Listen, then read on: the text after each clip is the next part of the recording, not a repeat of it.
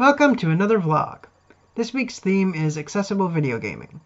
I'll be releasing a video on Thursday that talks about what accessible video games are and how people with disabilities play them.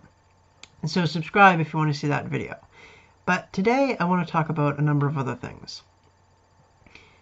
Now, as you know, when I do my videos, I do a lot of research in the days leading up to filming about the topic that I'm going to be discussing that week. So this week I did a lot of research on accessible video games. And when I do that research, I tend to stumble upon a lot of articles and blog posts that relate to that week's video, but aren't exactly suitable for me to talk about during the educational video. So I like to talk about those kinds of things during the vlog. And that's what I want to do today. So I saw an article online this week talking about an accessible arcade that they held at the University of Toronto back in 2014. This was a few years ago, obviously, but basically what they did was they featured some technology and controllers that helped make video games accessible and playable for people with disabilities. Now, I wasn't to that actual arcade, but I've been to similar arcades during conferences and events for Muscular Dystrophy Canada and other organizations.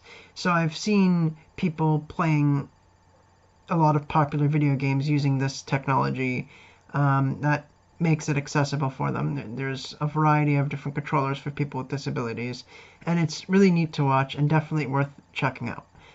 So if you ever have a chance to go to an accessible arcade and watch people with disabilities playing video games with adapted controls and maybe try the things out yourself, definitely do that. The next thing I want to talk about is another video game that's coming out later this year that I saw in one of the articles that I was reading. It's called Moss. It's a virtual reality video game that's coming out later this year. And in the game, you control a mouse named Quill and take her on a fantasy adventure around this fictional world that exists in the video game.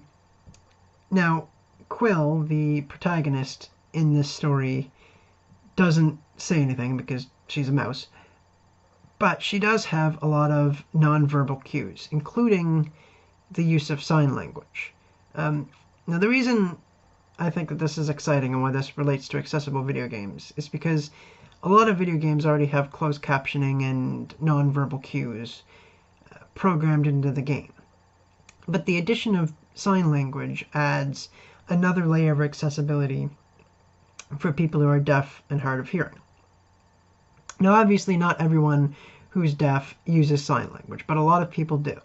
And it would be very beneficial to them. And it's also kind of neat to see a video game character animated to use sign language.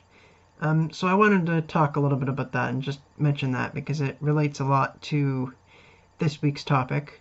And I'm going to talk a lot more in this week's video about some other ways that video games can be made accessible and what some of the different controllers and technology is that helps to make them accessible and playable by people with a variety of different disabilities.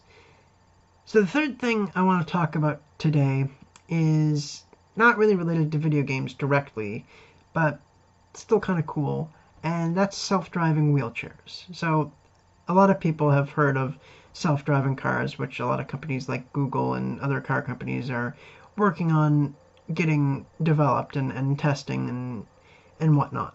And these self-driving wheelchairs, which they've tested at hospitals and airports in Singapore and Japan, work very similarly. So they have a GPS on them, and basically the user just plugs in what their start and end destination is, and the chair will use the GPS to find its way there. And it's equipped with cameras and sensors so that it can sense obstacles around it and avoid them, walls and people and things like that.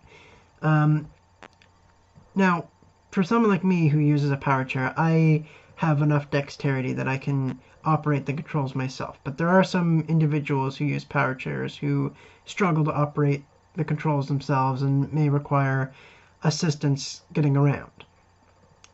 So a self-driving wheelchair is great because for people who have limited dexterity, it gives them restores that independence so that now they don't rely on someone else to help them get around, and it gives them an additional layer of independence that otherwise they wouldn't have. So it's really cool that they're working on that.